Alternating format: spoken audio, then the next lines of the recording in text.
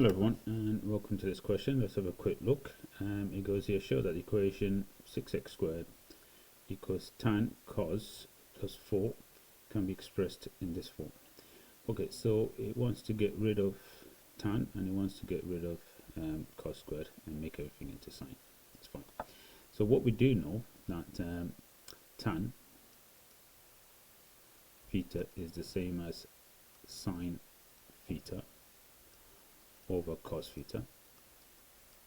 Okay, and we also know that cos squared theta plus sine squared theta is, I'm going to put these are identities, identical to 1, and then cos squared theta is 1 minus sine squared theta.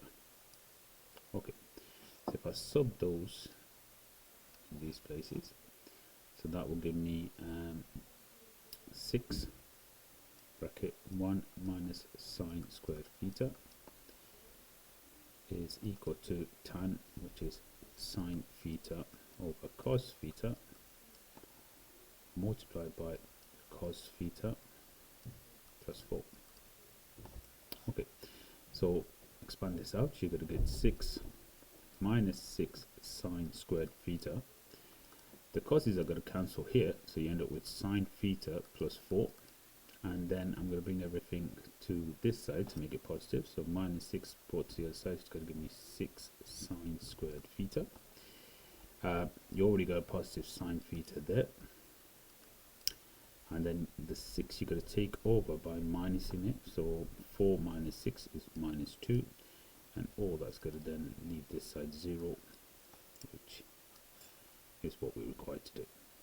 Okay, so second part is drawing you a sketch of this graph, which is tan theta cos theta plus 4, and it's showing you a sketch of 6 cos squared theta, and then it says here the diagram shows the two graphs solve this inequality.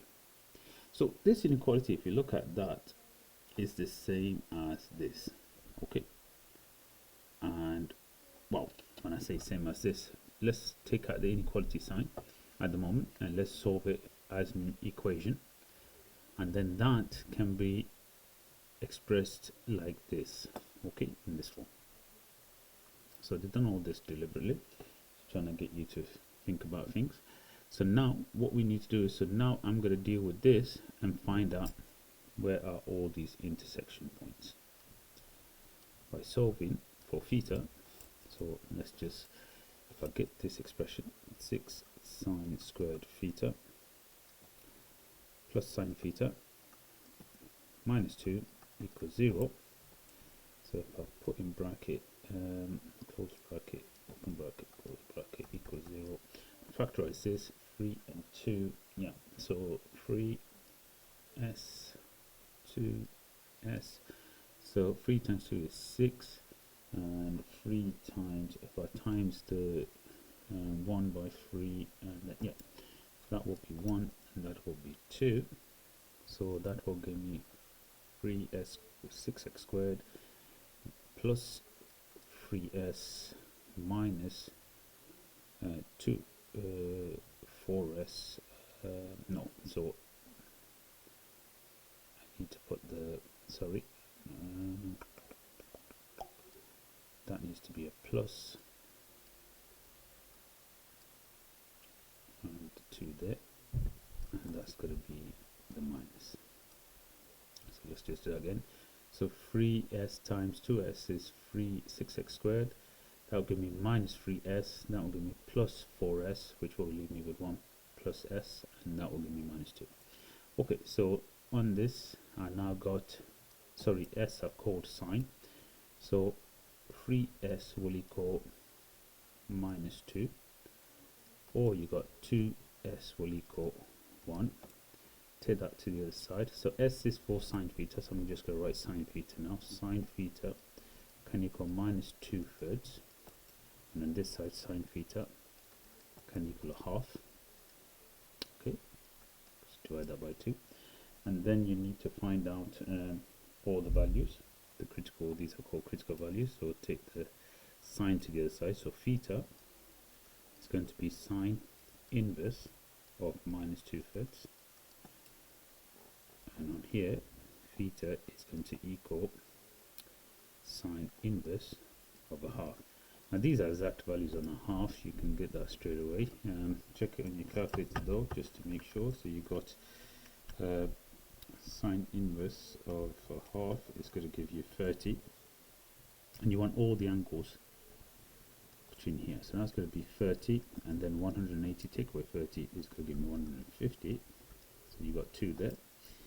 And here if I do sine inverse of minus 2/3, that's going to give me well, that's going to give me minus 41. And since I can't now, if we look at it, I'm just gonna, yeah, if I draw a little sine graph here, just so that you know what I'm doing in this situation. This one's straightforward. This one, if we look at the sine graph, and we look at here, now the value on your calculator when you do this gives you minus 41.8, but that's outside this range, so we need to bring that back in. And remember, this is 90, this is 180, and this is going to be, that's 360. So this value is going to be 180 add 41.8, so 180 add 41.8, you're going to get 221. Now I want it to three single figures, so I'm going to call that 220. Now it's 21.8, actually 221.8, let's just call it that. And then the other one's going to be 360. Take away the 41.8, that's coming in that way. Okay, so that's going to give me 318.2. So we've got 1, 2, 3, 4. We've got the 4 critical values that we need. Okay, so obviously this one is the smallest of the lot. This one is 30, and the next one here is 150. This one, let's just call that 222. The last one is 318. Okay, so now we're going to solve the graph. Let's just give this a different shade. When is the cos graph above? When is this graph above this graph? So when is this one is greater? Okay, so let's just go back and have a look.